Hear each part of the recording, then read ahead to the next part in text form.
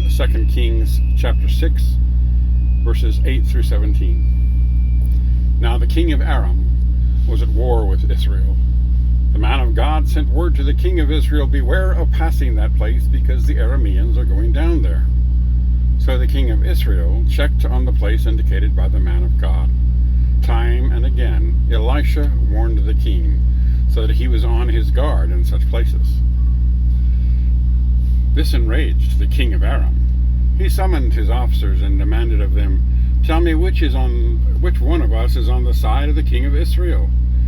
"None of us, my lord king," said one of the officers, "but Elisha, the prophet who is in Israel, tells the king of Israel the very words you speak in your bedroom."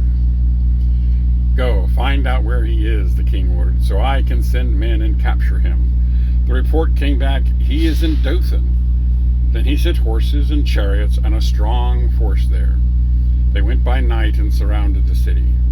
When the servant of the man of God got up and went out early the next morning, an army with horses and chariots had surrounded the city. "Oh no, my lord, what shall we do?" the servant asked. "Don't be afraid," the prophets answered.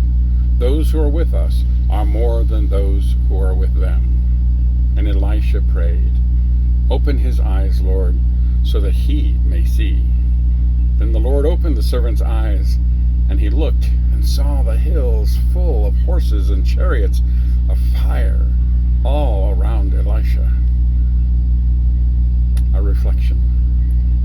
The servant of Elisha is facing catastrophic defeat and asks the prophet, "What shall we do?"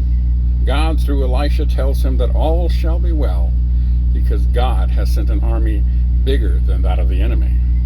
The problem is the servant cannot see it. So in a move of grace in response to prayer, God opens the servant's eyes to see the angelic army positioned for Israel's victory. Sometimes we don't like the answer God gives us when we ask, "What shall we do?" because we don't see what God sees. This story teaches us to do two things in times of crisis. One, ask God, "What shall we do?" Two, trust God's answer. How does this apply to today's church? What does the church need to ask? What shall we do? So, is there something that makes trusting God's answer difficult? Talk about this with God and with those gathered around you.